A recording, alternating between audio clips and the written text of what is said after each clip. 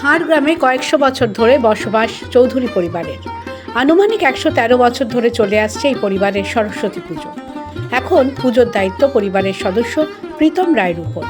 তিনি জানান, কখনো বাগেশ্বরী, কখনো মহাশ্বেতা, কখনো বৌদ্ধি বা ব্রহ্মাণী রূপে এখানে পূজিতা হন দেবী। 113 বছরেরও বেশি সময় ধরে এটাই রীতি পূর্ব বর্ধমানের খাঁড় গ্রামে চৌধুরী বাড়ির পুজোয়। এবার দেবী পূজিতা হবেন বাগ্মিতা রূপে। 108টা রূপ যেমন আছে, তেমনি সেই রূপটা এখন চারিদিকে বিভিন্ন জিনিস তুলে ধরার একটা চেষ্টা থাকছে, থিমভিত্তিক অনেক জায়গায় দেখতে পাবেন। এবং সেইটা কল্পনা করি একটু চারিদিকে একটু ঘাঁটাঘাঁটি করে ভালো কিছু জিনিস দেখে সেখান থেকে তুলে এনে এই মূর্তিটা আমি এখানে স্থাপন করি 113তম বার্ষিকীতে এবারে নিবেদন কি? এবারে বাগ্মিতা, যেটি তন্ত্র মতের বাগদেবী অ্যাকচুয়ালি। প্রাচীন রীতি মেনে আজও পূজিতা হন দেবী। পারিবারিক নিয়ম রীতিতে কোনো পরিবর্তন আসেনি চৌধুরী পরিবারের সরস্বতী পুজোয়।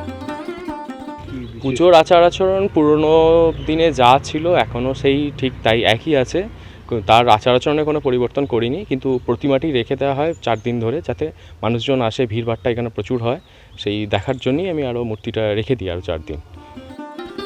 পুজোর শেষ দিনে গ্রাম প্রদক্ষিণ করে মূর্তি বিসর্জন দেওয়ার রীতি। বিসর্জনের পর উপস্থিত সবাইকে চানাচুর, বিস্কুট আর চকলেট দেওয়ার প্রথাও চলে আসছে আজও। সেটাও একটা আকর্ষণ। বর্ধমান থেকে চন্দন ঘোষের রিপোর্ট, দ্য ওয়াল।